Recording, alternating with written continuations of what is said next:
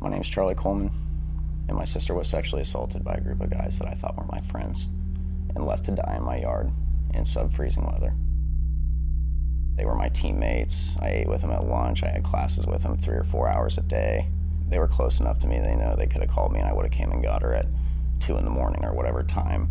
But instead, the guys, they sat there, they kind of egged it on, they took picture and video, and they let it happen. The idea of masculinity, people think that you have to dominate everything in the world. You have to dominate in the workforce, you have to dominate in the weight room, the ball field. You don't want to hear no. People that don't take no for an answer, people that succeed in life. You strive for the best all the time. You got to prove your masculinity. We see comments being made about women and saying, oh, it's just locker room talk, boys will be boys. That's accepting the culture as it is and allowing it to grow.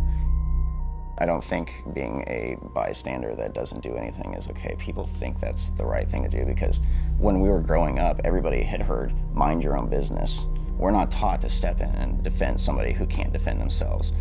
Even there are situations where girls are more open to their sexual life or something like that. Some people don't think twice about it because they're like, oh, well, she normally goes and sleeps around. When you categorize them, it doesn't mean that they want that just based on what they're wearing or what they've done with other people in the past. It doesn't matter who they are. They're a person. Everybody says no means no, but it goes a lot deeper than that and people don't realize it.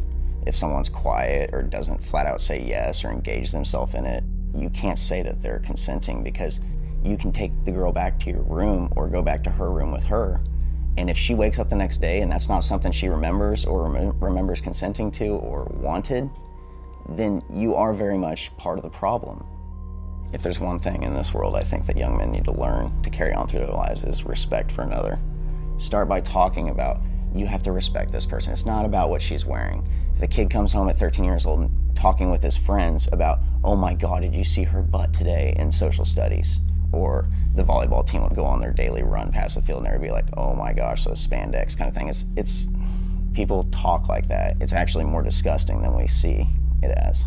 And it happens all too often because we haven't been taught.